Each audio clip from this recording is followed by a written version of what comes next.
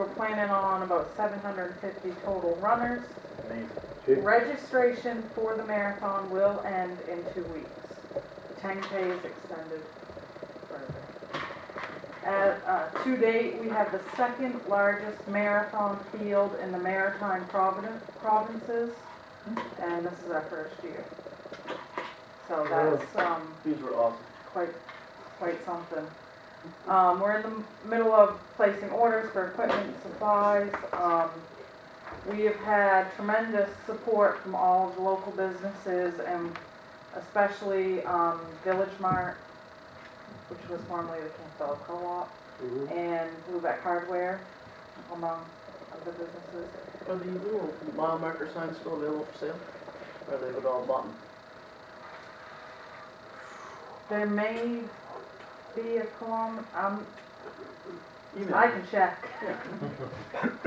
We've had a lot in the last few weeks, big increase in donations and support, monetary support, so I will get back to you on mile markers. How's the vendors and things like that? Vendors seem to be pretty full, and I think it's gonna be kind of a competition on how many we can fit, and so if you want a space at the street fair or the expo, contact Carol Dennison for the street fair, and I'm not sure if the expo, you can contact me. Do it I'll soon. get you Because it was Rachel. Might be Rachel. I think it is. Either way, contact Sarah, and by then she'll know Yep. who to put you in And contact. of course, we can still use more volunteers. I definitely need some volunteers down at the finish line to make sure everything's safe and secure. There will be a special ferry service that weekend from Eastport. Monday, there was another emergency services meeting. Every emergency service has stepped up to the plate beyond our wildest dreams. They're in full cooperation between all of the agencies, EMS, Border Patrol, ambulance, police, everything. There's a draft crisis plan. We're going to have common radio frequencies, a command center, a minimum of 6 police units, 4 from the Canadian side, 2 over here. We'll have 7 ambulances on site or standing by, a medical tent, 3 fire departments, life flight for backup, Washington County Emergency Management's ready. We're ready for One big run. something. Hopefully nothing happens and we just Right. have a lot of runners going through, Wow, but we are prepared that for sounds really good. things. Wow. Training and orientation sessions for volunteers are starting, so if you've volunteered for different aspects of it, we'll have different sessions to help you. And I just want to say again, we know there's repair being done to the bridge. That will last all summer. Won't this be fun time to go to Campobello and back? But for that weekend, we have been written into their contract with the New Brunswick contractor that the bridge will be clear for that weekend. So there will be a holdup, of course, but at least it won't be just one lane for the weekend. We know that parking is going to be an issue. So if individuals want to open up their property and parking area, set up a little shop and charge $5 or $10 for parking, here's a chance to make a little money on that day. Just make sure it's your property. And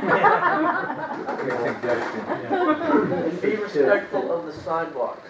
Try not to have people drive over them because that will damage the sidewalk. Please don't park in front of people's driveway Or the entrance. hydrants. Nobody wants their house to burn down because they wanted not to walk. Both of the 10K and the marathon have different routes in the Lubec area. So the marathon will come into town, turn at Flatiron Corner and go straight over the bridge. 10K comes up over the hill turns onto Monument Street, and then onto Commercial, then the whole way through Pleasant, then turns at the post office to the finish line. So those roads especially, we don't want congestion. So So on one The weekend school- inconvenience. the school will be open for parking. We have some parking up here. Don't block the fire trucks and ambulance. The medical center's available for parking. If you wanna go further up the road. this Try to Legion- carpool if you can. Yeah, we are stressing to runners that they don't have people following them, that they park their vehicles and wait at certain spots, so. How about, is there any places left at all, Sarah, for people can get a room or anything, if anything? Well, if you wanna get a tent or a camper down to, Sunset Point, they're quite full, but they're making room. Okay. Homeowners are opening up their homes, Okay, so I know there are people that are staying in Callis and out past Machias and I'll check that out. Probably get one picture. there you go. Open up a field, have tents, rent a room. Summer Keys also starts something too. Excellent, there'll be more people to witness the event. That's right. Maybe they can sing a song, play a song. Play. Play a song. Well, Play summer is here, almost all the businesses are now open. And remember, it's just gonna be 1 weekend of inconvenience. But fun.